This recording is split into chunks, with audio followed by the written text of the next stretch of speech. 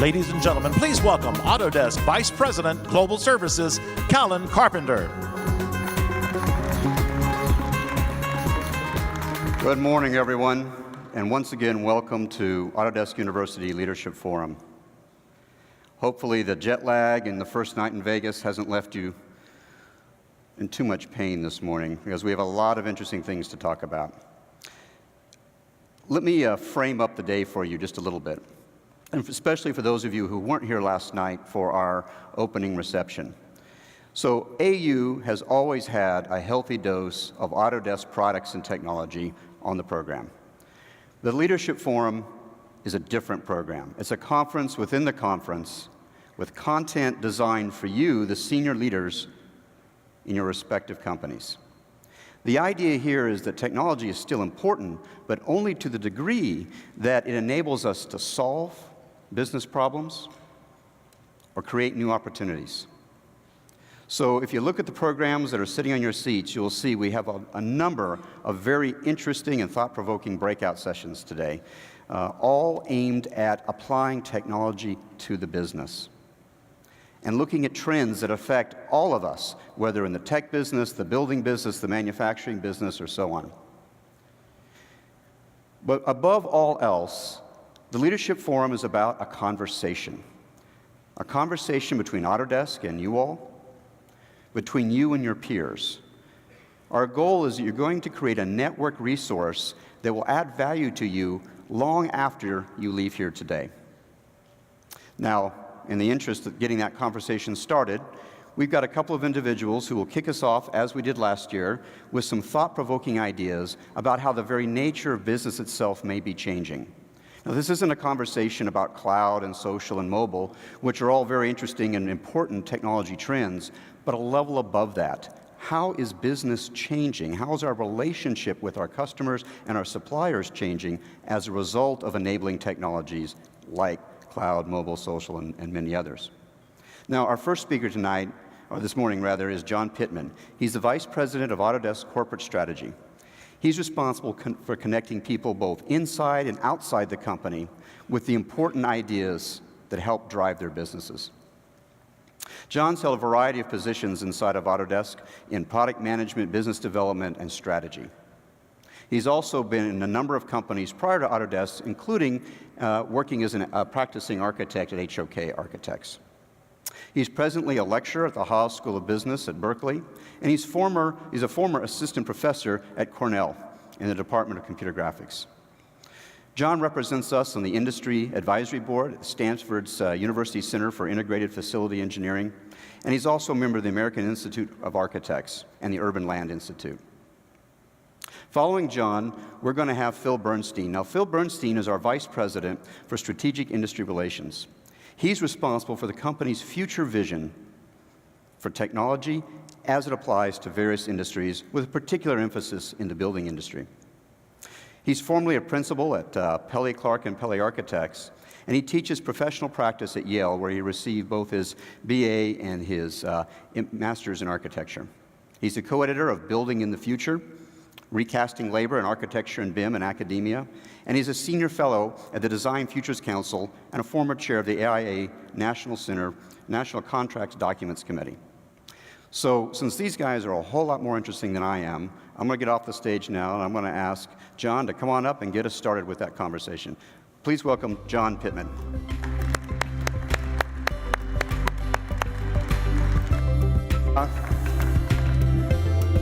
Thanks, and good morning. Last year, Autodesk announced a major shift in our strategy.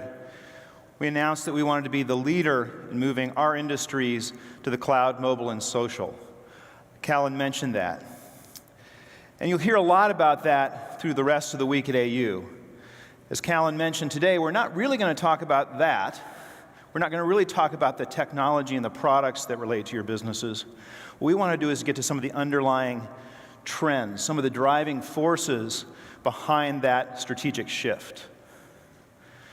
So there are three big shifts that we saw, three big, what we call tectonic transformations. And these are transformations that we believe will transform your business and our business. And those transformations are the following. Products are becoming services. Things we used to buy as a thing are now becoming services that are delivered over time. The second shift is that transactions are becoming relationships. Businesses are much more interested in an ongoing relationship, again, over time, rather than a series of transactions. And functions are becoming experiences. While function is important, we have to go beyond function to look at the total experience. So I'll describe each of these shifts through the course of the morning, and my colleague Phil will then show examples of how these shifts are actually manifesting themselves in your industries. Before we do that, I want to take just a second to talk about Autodesk. Now, you're all here at Autodesk University, so presumably you know about Autodesk. But just to get us on the same level, this is the vision that we have for Autodesk, helping people imagine, design, and create a better world. You all imagine, design, and create a better world. The key thing for us is that we're helpers. We're tool providers. We're enablers. So that's our job. Now, we've done that over 30 years. Autodesk is actually 30 years old this year. We've done that through packaged software, something like 160 titles going to suites. So we've been in this world of delivering packaged software for 30 years, and we've been tremendously successful with that. But when we saw the trends that I'm going to go through and articulate, we said we really do have to make a technology shift to leverage the cloud, mobile technology, and social media. So again, you'll be hearing a lot about cloud, mobile, and social through the course of the day and through the course of the week. Today, we'll focus more on those underlying trends. And one of the fascinating things about Autodesk, and I hope you see this being here at AU, is we're the only company in our space that has the wide variety of industries that we serve. So we serve the people working in the built environment, so buildings, infrastructure, energy, natural resources. We serve people who manufacture products, everywhere from airplanes to watches, and we serve people in media who are doing games, film, television, and so forth, all forms of entertainment. Now, what's interesting about this is, in fact, these are all forms of design. And while they sometimes seem to have wildly different and divergent issues associated with them, in fact, there are a lot of commonalities. So one of the things that I think is nice about AU is we bring together people from these industries, let you share your experiences, let you exchange ideas, because one of the things we find in our dealings with you all is that there are often a lot of crossovers and a lot of connections between these industries. So even though they serve different customers and have different needs, at a deeper level, there are often a lot of similarities. So that's one thing we've tried to do today in putting this program together, is have you interact both with peers from your industries, but across industries, and look for those trends, look for those things that maybe are common across the industries. So let's look at these trends. The first trend is products becoming services. Now let's think of a product that most of us have probably purchased, an automobile. The job we purchase the automobile for is typically to get us from one place to another. If you're like most people, you use your car an hour a day. Let's say you commute half an hour each way. Some people a little more, some people a little less. The average commuter uses their car something like 3 to 5% of the time. So in fact, they have purchased an asset that they're under-consuming. The time you're not driving your car, where is it? If you're at home, it's parked in your driveway or your garage. And guess what? You pay for that storage space. If you're at work, it's in a parking garage, it's in a parking spot, or someplace else. And guess what? Your company pays for that spot. Not only do we have to store the car when it's not being used, we have to maintain it, we have to insure it, and we, the buyer, run the risk of obsolescence. As the car ages, we take the depreciation, but also new technology comes online, cars get better, but we're stuck with the old car that we bought. That's been the pattern that we've had of using products for years and years and years. So what's the alternative to owning a product? The alternative is actually using a service.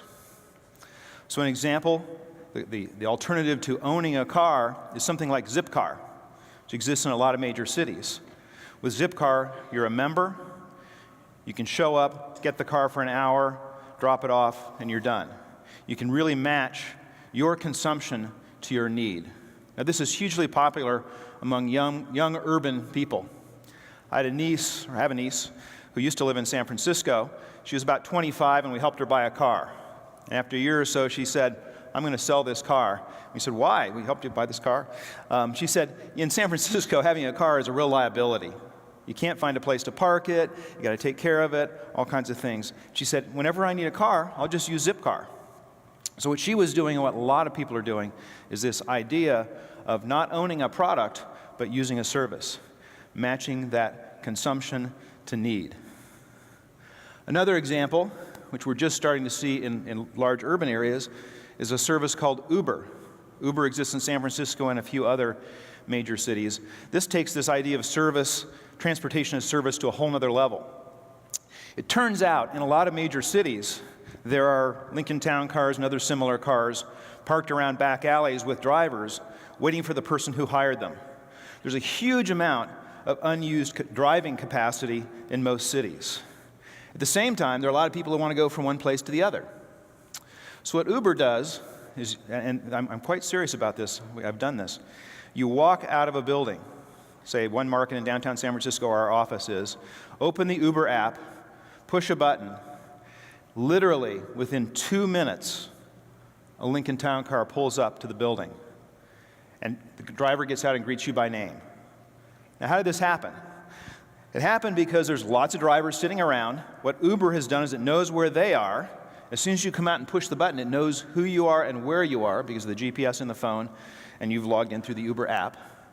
The driver pulls up, picks you up, again, greets you by name, takes you where you want to go, drops you off. You don't pay anything. It's all paid through the app. Takes off, you're done. Now, this is great for you. In fact, what's happening now is the taxi companies, the taxi regulators in the cities are battling it out with Uber, because that's who their competition is.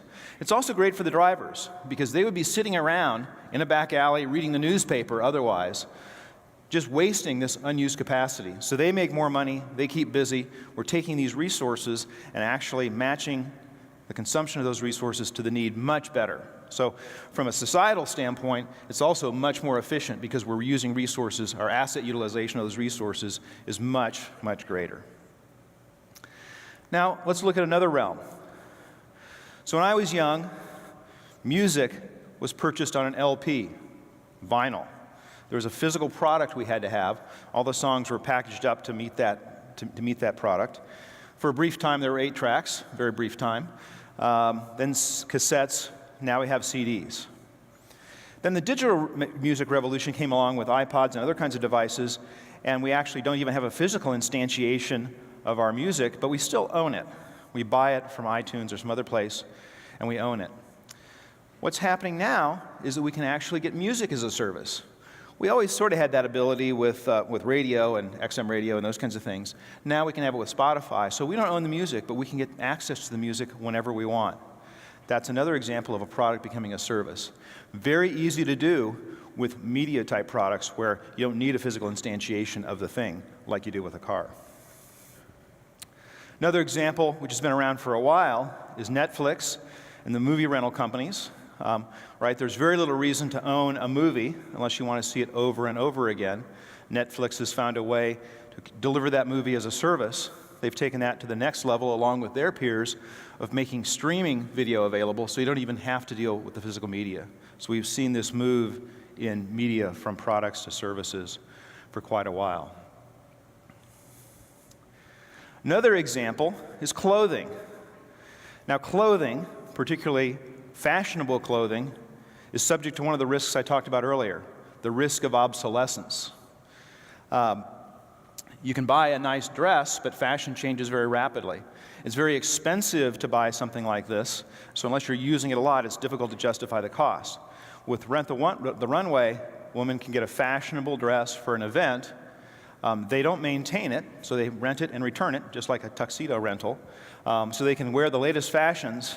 They don't maintain the risk of maintenance, but more importantly, they don't maintain the risk of obsolescence. I was talking to one of my colleagues last night, and he was saying they also don't bear the risk of either gaining or losing weight, that in fact the dress will match. You can deal with all of that stuff. So again, something that's traditionally been a product now becomes a service.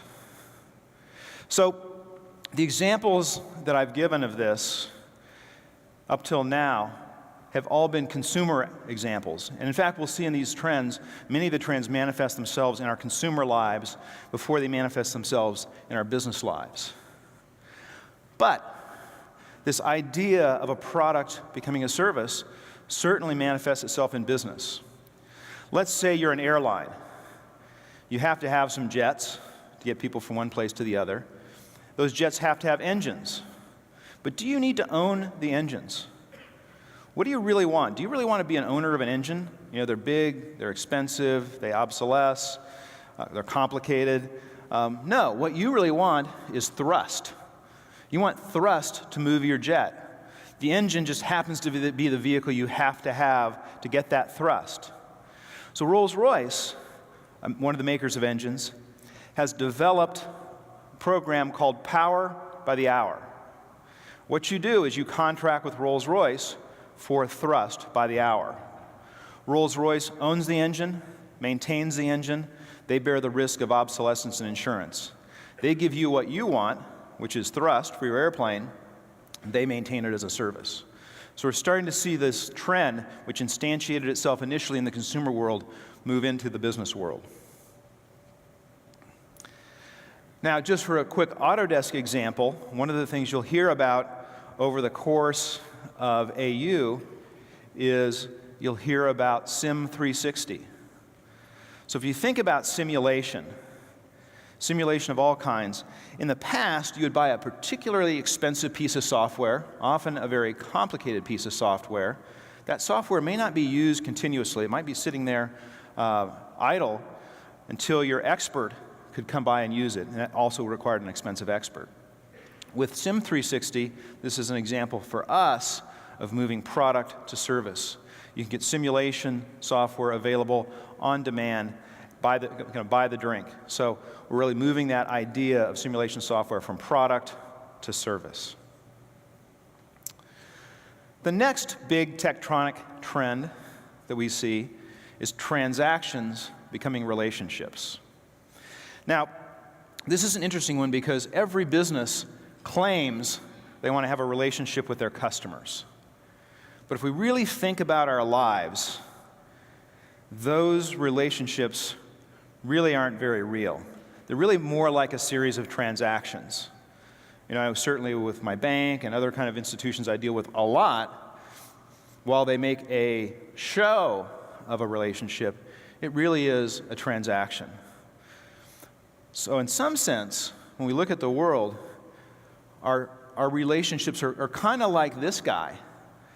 Someone who claims to be operating in our best interest, claims to be giving us a good deal, claims to want to help us, yet when we drive off the lot with more car than we wanted and a car that probably doesn't work as well as we thought, this guy's high-fiving because he made a great deal for him, not for you. What we really want in a relationship is more like this. If I had a driver who knew me through a series of interactions, knew who I was, knew what my preferences were, knew where I wanted to go, knew the routes I wanted to take, all of those things, that's a relationship. It's a relationship made up of a series of transactions, but we've built up trust over time. He trusts me, knows me, I trust him. When we think of relationships, this is often what we think of. But when I started to think about a company with whom I had a strong relationship, it was a little different than this. It was this one. I'm an avid reader, have been for a long time, and I'm a huge customer of Amazon. And it's a company with whom I feel I have a personal relationship. They know who I am. They know what I've purchased. They know who I send gifts to. They have my credit card information. They know my preferences. They can say, you know, there are other people like you who have bought this. Maybe you want to consider this. They make recommendations to me. They have reviews and so forth. I'm an Amazon Prime customer, so I get free shipping. The price is right, easy to find stuff. To me, it really is a relationship. But there's something odd about this relationship. Unlike the guy we just saw, I don't know anybody at Amazon. Quite literally, I don't know a single employee at Amazon. So it's not a person-to-person relationship. It's a relationship with a bunch of computers and a bunch of data. But while the technological underpinnings of that relationship make it work, what really makes it work is the ethos of Amazon. Again, I don't know anybody there, but there's been a lot written and a lot discussed about Amazon. And Jeff Bezos is a passionate fanatic about the customer. Everything I've read about Bezos says, while most CEOs give lip service to being customer-centric, Jeff Bezos actually is. And decisions that get made at Amazon are in favor of the customer. So I think it's those two things that create the relationship, not necessarily the person-to-person kind of relationship, although that can be important too. So if you think about where I bought books before Amazon existed, it was a place like this. Waldenbooks. They don't exist anymore. But they were a very transactional kind of place. They existed in malls throughout the Midwest, typically hired low-cost labor, usually high school students. To them it was a transaction. They couldn't make a recommendation on a book. It was literally run the cash register and restock the shelves. That model has gone away and been supplanted by Amazon. Now what's interesting is this relationship model that Amazon built actually expands far beyond books. Turns out they can sell all kinds of stuff. And as a loyal customer with a relationship, I have in fact purchased more and more stuff. Kind of cars and groceries and big bulky things are the only things I don't purchase through Amazon. So they've been able to take this relationship model, scale it, and make it very successful. So I think we need to kind of change our thinking about relationships, that they're not necessarily high touch by individuals and expensive. They can actually be very low touch by people, high touch by computers, and they can be scaled. Another example of a transaction becoming a relationship, Starbucks. Now arguably, coffee is a very commoditized product. Pretty much the same wherever you go, despite the marketing you might have around it. Starbucks is actually fabulous at taking a commodity product and making it into a relationship. When I walk into the Starbucks in our San Francisco office on the ground floor, they typically know me. I go there about half the time. They know who I am. Often they will place my order before I even get to the counter. I can pay with an application on my phone, so there's a transaction record. And like Amazon, they will forego a transaction to maintain the relationship. If they screw up, if my coffee gets delivered late or it's the wrong coffee or something like that, they will quietly hand me a coupon for a free drink. So they've valued that relationship over time. I'm sure someone's done a calculation of customer lifetime value. And they've said, hey, it's to our benefit to maintain the relationship with this person rather than focus on the individual transaction. That over time, the relationship is far more profitable than the individual transaction. Another example of a transaction becoming a relationship is in a Garmin runner's watch. So you think about a product like this, you think it's very isolated. It's basically a watch you wear to track your distance and your time while you're running. Completely disconnected from anything else, right? Well, in fact, Garmin has turned that into a relationship. Through Garmin Connect, you can connect with the company. So there's always a relationship maintained with the company. They're collecting data on you. They're also connecting you with other runners, people like you. So you can compete with other runners, you can compare your results. So all of a sudden, this isolated product has created a relationship with a company, but more importantly, it's created a peer relationship. So when we think about the role of things like social media, that's one of the roles. Is in the past, we've been really isolated into a series of transactions. Once we have a relationship with a company or a relationship with a set of peers, all of a sudden, the world is a lot different.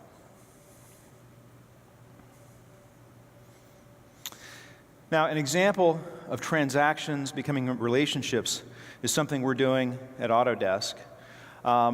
We have just a handful of these very custom relationships. For about the past year or two, we've had a relationship with Nike, and this is a non-commercial relationship. We've really worked with them to envision the future of their products, their manufacturing, and our tools. And this has been a fascinating relationship because we've said, let's really try to understand each other at a very deep level and co-create the future. So we're really learning a lot about how they view manufacturing. We're also learning about how they view themselves. They view themselves as a company that's driving and supporting human performance. And we're learning from that. How do we understand human performance? How do we build tools that can help them match human performance to product? So that's an example of a very high-touch kind of relationship. The final transformation that we looked at is functions becoming experiences. Now, Daniel Pink, who's a commentator kind of out there in the blog sphere and other places, has said, in fact, one of the challenges we have in the world is that our ability to create pretty much anything of high quality, reasonably low cost, and high performance exists. So in fact, differentiating yourself on function is less and less reasonable because everybody has the same ability to create function. That means we have to differentiate on something else, experience. When I was in business school, there were two kinds of marketing. They were very different, and they were taught separately. Business-to-business marketing was all about saving someone money, and all of the justification that you made was all around economics. How can I save you money? Reduced cost, reduced waste, faster time to market, those kinds of things. The consumer marketing folks, exemplified by a company like Procter & Gamble, had a whole different way of looking at the world. It was around people's emotions, their aspirations, their desires. It was around matching their offerings to those aspirations and desires.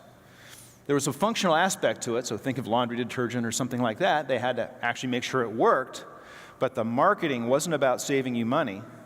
The marketing was about who you want to be as a person and how this product will support that. So it's very interesting, and I think as we see this shift from function to experience, this bifurcation in the way we think about marketing products, marketing services may change. So here is the canonic in the food service place. Here's the canonic functional dining experience. We can go almost anywhere in the world and find one of these. Reasonably consistent. There's a little bit of local variation in the menus, but it's still the same kind of stuff. Cheap food, reasonably priced, very consistent, very quick. And McDonald's whole infrastructure is built for efficiency. So they're really geared toward massive scale and efficiency. Contrast that with a different kind of restaurant. This is Dow. There's actually one here in Las Vegas. There's also one in New York. Totally different dining experience. The food is themed around a particular Asian theme. The service is themed to match the food. And the place is themed as well. So here we've had a totally designed experience. The McDonald's experience was actually totally designed as well, but it was designed around efficiency. Here it's designed around who you are, what you want, what your aspirations are. In fact, the whole place is carefully designed. The entry sequence through the bar begins the experience. So as you come in, you learn this is not your ordinary restaurant. If we look at retail, everyday low prices, the McDonald's of retail, very efficient. This particular company got to a massive scale around the world. And you can go there and you can buy a pair of Nike running shoes pretty cheaply. But people flock to this place, the Nike stores in major cities. And these places are mobbed. Why are they mobbed? If all we cared about was price, we'd go to Walmart, or actually Amazon. But people want to identify with the company. They want to identify with the experience. So they pay a premium for that experience. Now, the master at this is Apple and the Apple stores. The way you measure profitability in retail is dollars per square foot per year. The Apple stores are about $5,000 a square foot. And by contrast, the next most profitable retail store is Tiffany's. High brand, very high-end brand. Tiffany's is $3,600 a square foot. Not quite half of the Apple stores. And then it goes downhill from there to much, much lower rates. So the Apple stores have demonstrated that experience is not a loss leader. It can be tremendously profitable. People flock to the stores. In fact, I was at the Apple store this weekend because one of my computers had to have a disk drive replaced. I had to fight my way in to get my computer fixed. Literally, I had to fight my way in. There were so many people there. So they've created an experience, and I don't think this was pre-holiday. I think they're always like this. So this idea of functions becoming experiences is something that is very much pervading the information technology world. If you look at products like the iPad, the iPhone, the Kindle Fire, they weren't sold to businesses. They were sold to consumers. They were sold to us as individuals. And then we started bringing our devices to work. Now, this is quite a challenge for chief information officers. If you go to conferences that they attend or read their magazines, a big, big topic for them is called the consumerization of IT. Chief information officers used to be all about control. I'm going to offer the standard offering. My organization's going to maintain it. I'm going to keep it exactly the way I want it. Very, very top-down control. They're finding they can't make that model work anymore because people bring their own devices to work, and what their expectations are that I will connect up to the company network. I'm going to have minimal intrusion from the company, but I'm going to use all my own devices. Now, this idea of bringing your devices to work manifests itself in some other ways as well. One of those is that the expectations for quality, for experience, are all set in the consumer world, in that world that was about our view of ourselves, about our passions, about our emotions, not about function. They have to function well, but our expectations are set there.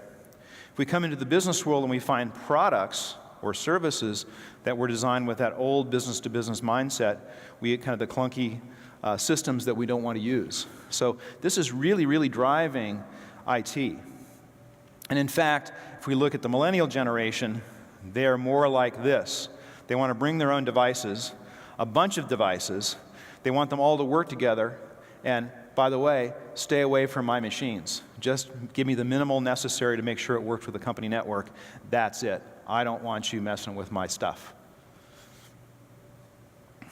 So the example we have at Autodesk of this is really being pioneered in areas like our consumer team, where we're looking at products on devices that make designs. We're trying to build the whole end-to-end experience from designing something to going down and 3D printing it or sending it off to a service and have it made. That's quite different from making a product. It really is dealing with the whole experiential aspect. As we work with consumers, we start to understand that consumer marketing aspect too. The things we deliver are not just about the function, although that has to work. It's about who people are and the experience they have with them. So those are the three big trends or transformations that have led us to make a strategic shift in our business. Products becoming services, transactions becoming relationships, and functions becoming experiences. Now, I'd like to bring up my colleague Phil Bernstein, who will give you some examples of each of these transformations in the industries that you serve.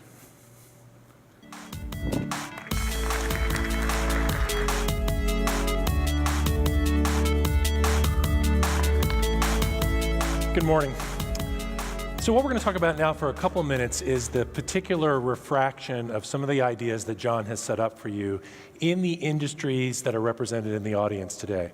And in the background of what John was talking about, in the sort of context, is this idea that technology, large amounts of information, heavily interconnected, and the ability to deliver that information quickly to the point of a customer's transaction is changing some of the underlying business rules that companies in the industries that we serve actually have to follow is a pretty interesting idea. And exploring that set of ideas is really the theme of the rest of the day today. So what I want to try to do, and those of you who know me know I'm kind of a matrix guy. I like to try to understand things in matrices. And so what I did was I set up this little grid here to lay out, to try to explore the three big themes that John has set up: products to services, transactions to relationships, and functions to experiences. And then let's look at some specific examples in the four industries that are represented here in the audience today to just kind of see what some of your colleagues are doing and how their business models might be transforming given this state of affairs that we're in right now, where the very nature of the way we interconnect with our clients and our customers is beginning to change, and the underlying technology that allows that to happen is creating some pretty interesting transformations. So first, let's look in the building industry at this idea of products to services. And the example that I want to use in this particular case is a company called McKinstry. If my friends in the back will change my slide for me. Now, McKinstry is a really interesting company in Seattle that started out life as a mechanical engineering, electrical plumbing subcontractor. They made the stuff that went into buildings. And they would bid jobs. They would receive drawings from engineers. They would bid jobs. They would manufacture stuff. They would install it. But they have, over the course of the last 10 years, changed the nature of their business to one of being a set of services about the way your building is energized, electrified, air conditioned, and so forth. And I stole some of their marketing material here. And here they're saying Mother Nature controls the outside, but the inside belongs to us. And what they're really saying is, we know you've got this big complicated building. We know your building is about some other business mission other than energy conservation or proper use of water or making sure the thing is properly cool. And so let us take care of that. And so what McKinstry has done is they've actually shifted their business model. They now will provide the feasibility analysis to figure out what is the best way to provide the services to your building. They'll provide the design services to figure out that air distribution system, that electrical system, that networking system. They will then, in the same physical plant, in their big complex in Seattle, they will manufacture all the stuff that you need. They bend the sheet metal and they create the pipe and they assemble the air handlers, deliver all that stuff to the site, install it, get it running, and then when they've connected it to a digital sensoring network, they will then enter into a long-term contract to monitor and maintain that system for you for a fee for the life of the building. And it doesn't matter where the job is. This is a photograph of their systems control room, and they're monitoring, in this particular case, some junior high schools somewhere in the Midwest that they designed and built. And they are immediately aware if there's a problem in one of those buildings. They have service personnel on the ground, on site. When there's a job ticket that's necessary to service this system, they roll a truck, they send a service personnel, and that person goes and actually takes care of the building. So if you're in the business of education, you have now essentially transferred the responsibility for running the inside of your building to this company that is now looking at the problem from end to end. So where they used to sell sheet metal and air handlers, they're now in the business of making sure that your building is properly air conditioned, energized, and so forth. And I think it's a really, really interesting idea. Now, the second theme that John talked about is this idea of transactions to relationships. And really, if the products to services shift was about deploying a different way of integrating technology to create the transition, the transactions to relationships problem is really about a shift in business model. And I came across a really interesting example of this when I was in India a couple of weeks ago. This company called Jaypee Infratech. They might need a little bit of branding help with that name, I think, going forward. But in any event, I was, any architect who goes to India has to go see the Taj Mahal. So I was in Delhi, and I went with my friend Sunil, and we got on this gorgeous 8-lane controlled high-speed highway from Delhi, who you see on the right there, to the Taj Mahal, which is in Agra on the left. It was a beautifully engineered road. It was toll controlled. It was quite a contrast from the streets of Delhi. If those of you who've been in India know that things are a little different traffic-wise in India. But what was interesting about Jaypee Infratech is that they are a development company, infrastructure construction company, a construction company, and a landlord. And what they did, what the deal that they made with the various Indian governments was, they negotiated all the land deals to build this highway.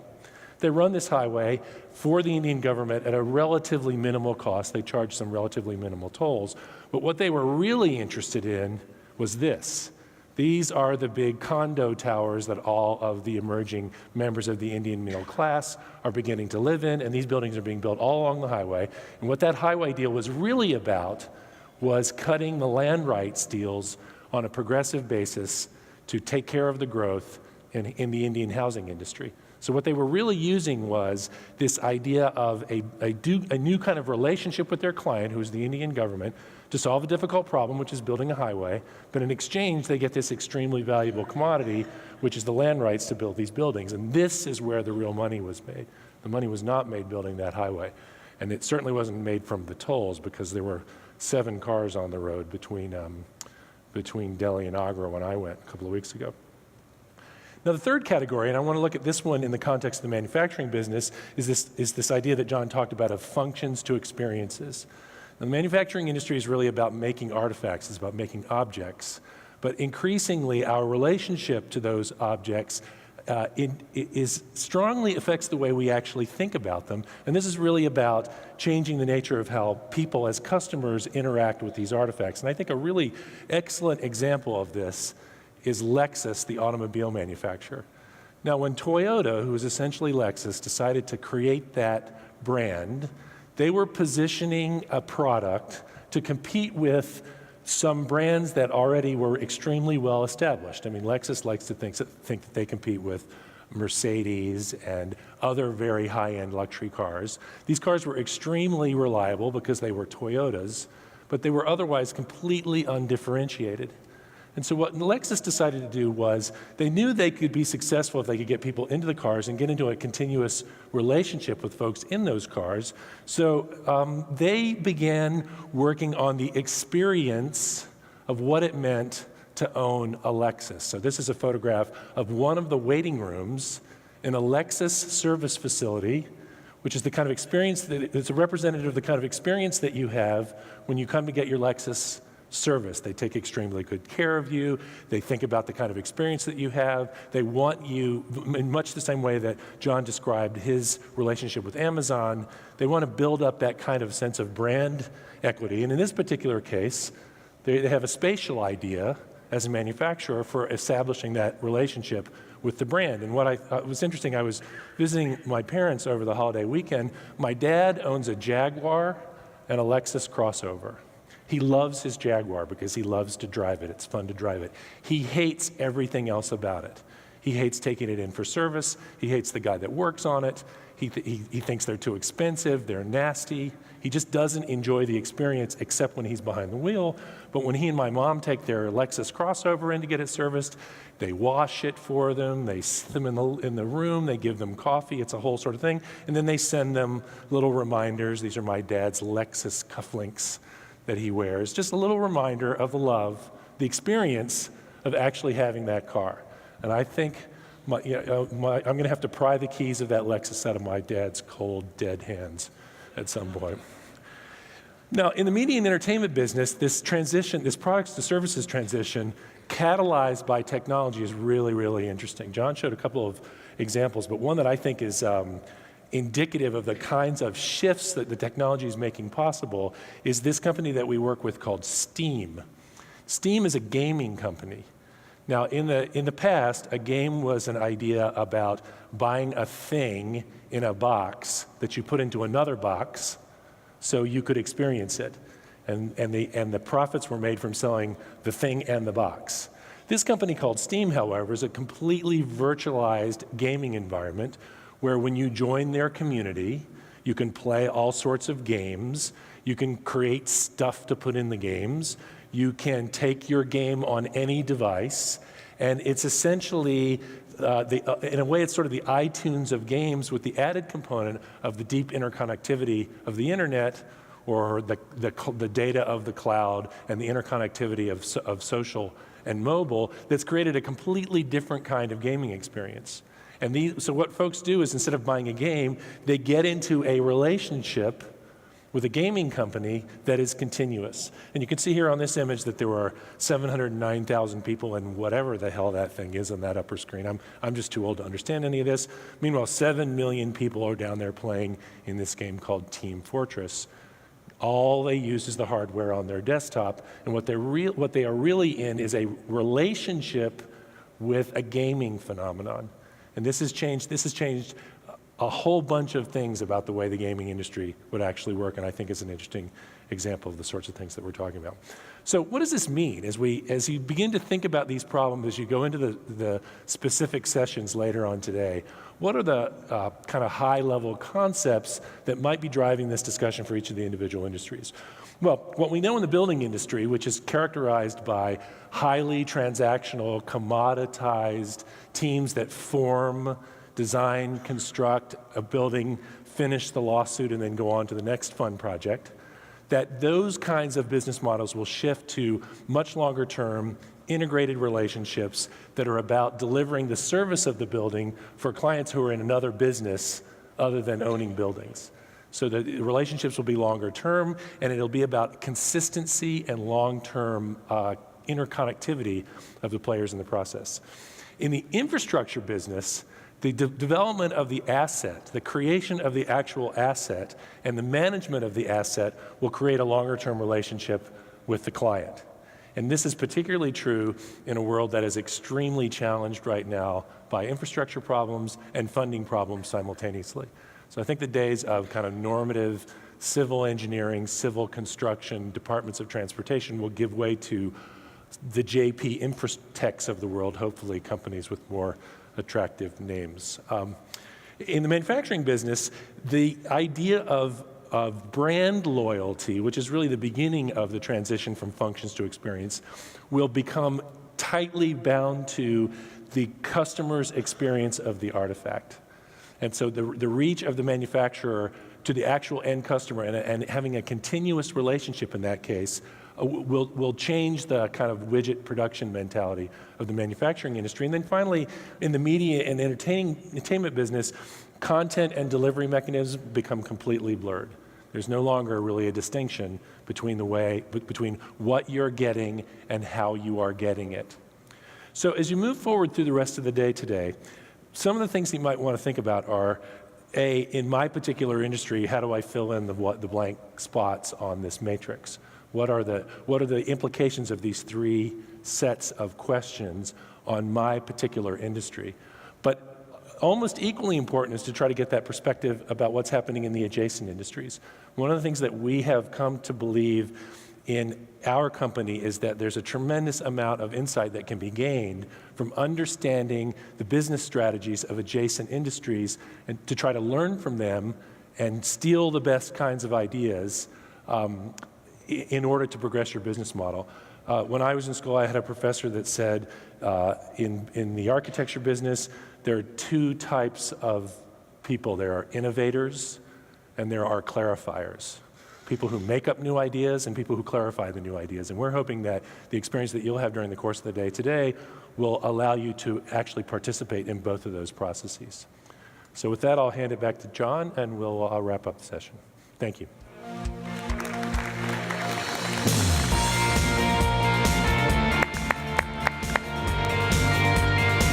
Thanks, Phil. So what do we do? We've talked about these three big transformations. What do we do with this? Well, when you think about, and Phil alluded to this, when you think about these transformations, the product to service transformation is fundamentally about technology.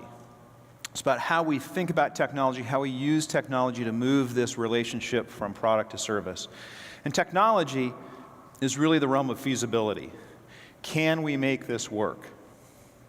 Transactions to relationships, although supported by technology, are really fundamentally in the realm of business models. How are we going to actually make money? So that's where we think about viability. How can we make something financially viable? And functions becoming experiences are really about people. It's about desirability. How do we understand people? How do we understand their needs, their wants, their aspirations? And we've talked about each of these independently. But in reality, they're all deeply intermixed. Or in the words of Ted Nelson, who was an early Autodesk fellow and one of the fathers of the internet, everything is deeply intertwingled. When you think about these things, it's really a design problem. We can't think about them in isolation because the three transformative trends really come together. We need to think about them all together as a set. That's really where we get the magic, where we see products becoming services, transactions becoming relationships, and functions becoming experiences. We see all three of those trends moving. And those are the trends that we, Autodesk, decided to respond to. So if you think about the journey that we have been on, at the beginning, Autodesk was really good at making individual functions. You know, we could create that line or do that hatch pattern. And we had to learn to package those functions, those ingredients, into dishes, which presumably had balance. They had a whole set of things in the dishes, and they served one purpose. As we moved from applications to suites, we had to learn to make meals. Several dishes that would relate to each other and create an experience. Where we're moving now is that total dining experience. Really trying to create that whole curated experience everywhere from the function to the relationship to the experience. So as you go out into the rest of the sessions today, I think you all have a fundamental decision to make. We believe these transformations will happen. The decision you all have to make is, will you respond to those? Maybe using Phil's term, will you clarify those as they become instantiated in your customer base and amongst your peers? Or will you take a leadership role? Will you actually get out ahead of these things, use them, leverage these transformations to transform your business, thereby creating competitive separation? So for the rest of the day, we'd really welcome you to think about these things in the context of your business, and as Phil mentioned, in adjacent businesses, because we really think there's an opportunity to understand the crossover. So with that, I will turn it back to Callan to talk about the logistics for the next steps here. Thanks.